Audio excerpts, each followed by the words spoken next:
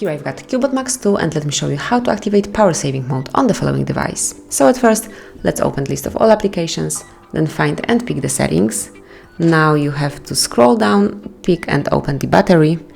And now you will notice battery saver here. Simply open it and you can either turn on now your battery saver by tapping over here and it's active. You will notice the red lines on your battery icon and then you can simply turn it off just by tapping on the same switcher.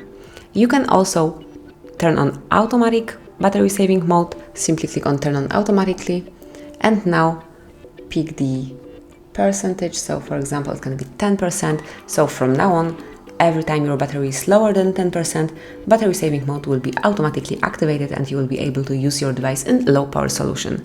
So that's basically all. You can also have a quick access to power saving mode through the upper bar. Simply slide it down and locate power saving icon. So here it is, battery saver. It's just about a click and then you can tap one more time on it to switch it off.